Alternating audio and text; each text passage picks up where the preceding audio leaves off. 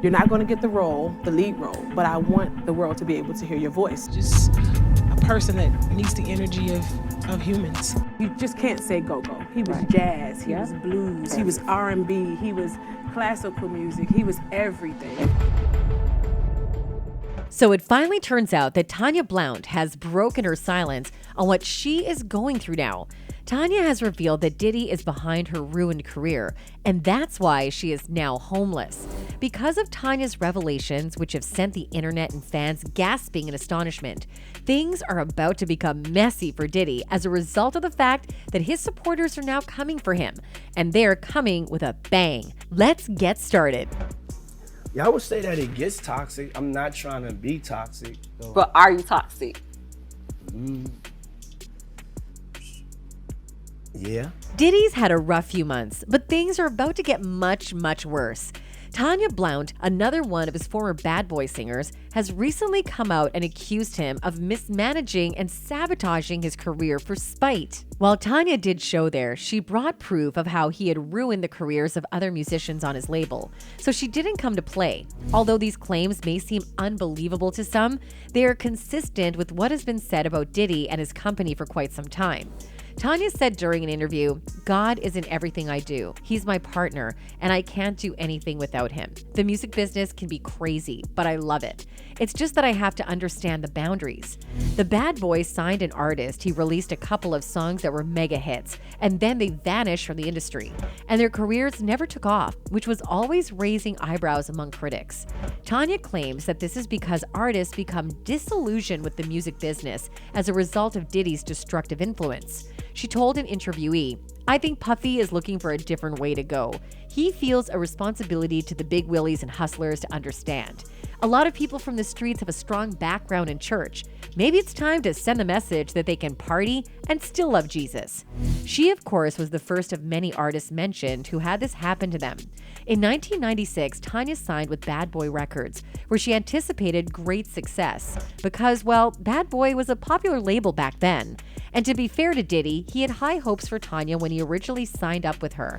But something happened along the way. He quickly put her in touch with prominent music industry figures, including producers and songwriters, so she could begin work on an album that Bad Boy would eventually release. He even interviewed directly in the manufacturing process. Tanya can recall it vividly. She said, "He was guiding the project. It was very exciting. But things went poorly from there as he became bored with his project and gave it less and less attention until he eventually stopped caring entirely." She recently told the Washington Post that she believes he abandoned the project after she repeatedly asked him to work on it. Months became years, and years became decades. Tanya said that she observed there are only so many times that you could update a song. She claims that her issues haven't been resolved just because he disregarded her album. Rather, she thinks that Diddy cheated on her and was playing her the whole time. In an interview, her manager confirmed this. "We got caught up in Puffy's vortex." The worst part is that the album track she was working on was uninspired by the material. When all she wanted to do was experiment with new sounds, she felt like Diddy was imposing restrictions on her. She explained this to Elysian in an interview. "When I realized that I did not want to do a deal and I walked away from it, we had just recorded about 50 to 60 songs at Arista Records with Sean Combs. Everyone knows him as Diddy or Love now. I remember going to the studio and telling my manager, I don't want to do this. I want a different style of music and legacy. Why can't we blend all these styles of music that I grew up listening to? Why do I have to do this in order to make it? I want to record something completely different." So Diddy made her record an album of songs she didn't want to sing and then dumped her and destroyed the results. However, she deteriorates further by saying that she attempted suicide due to her disappointment with the album. She said, "It was the hardest decision because that was how I was able to provide and take care of my family at the time. It was so hard. It broke me. It really did. I went into therapy with suicidal thoughts and even attempted suicide, but it shaped me at the same time. I was there. I was in a Dallas hospital on a 72-hour watch.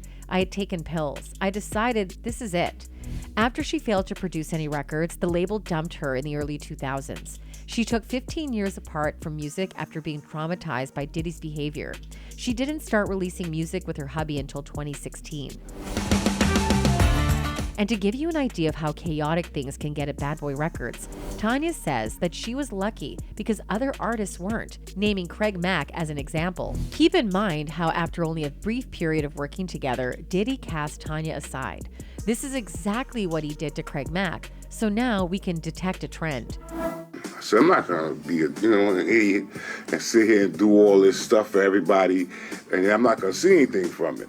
When Diddy originally signed Craig to Bad Boy Records, he wasn't quite the golden boy. Time for new flavor in your ear. I'm kicking new flavor in your ear.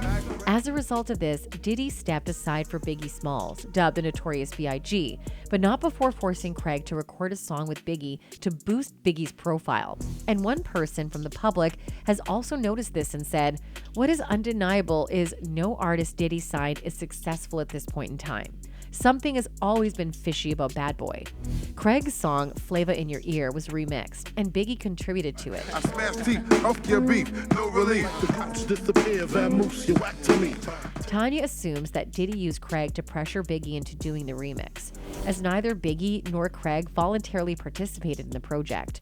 But I noticed, like, on the remix, Flavor in Your Ear, y'all worked That was together. just something I had to do, you know what I'm saying? That's politics. Puff asked me to do it. I did it.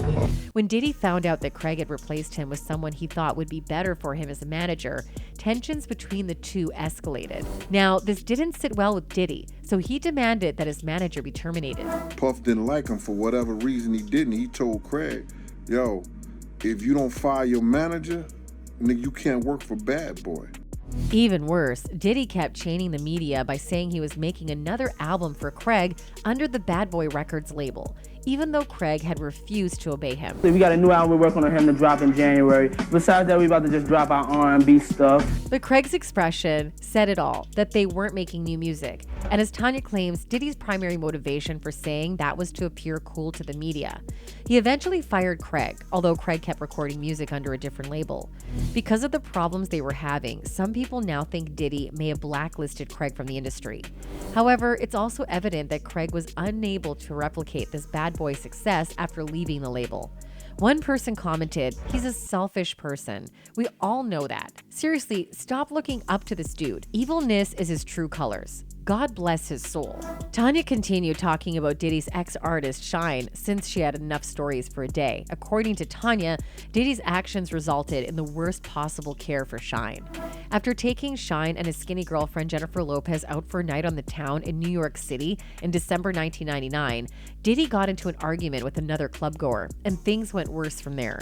You don't have to hold my hand. You don't have to do nothing, but don't try to hurt me.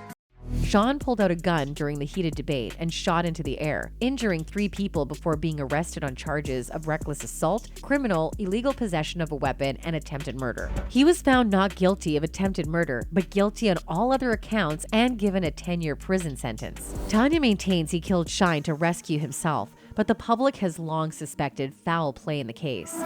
Mr. Combs went by himself in a limo with Miss Lopez, went to a club. He did not possess a gun.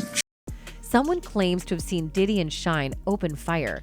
Diddy is widely thought to have been the secondary shooter, and a ballistics expert testified as much. Nevertheless, he was never prosecuted for the shooting itself and only faced charges for having a weapon found in his car, which was later dropped. I had nothing to do with a shooting in this club.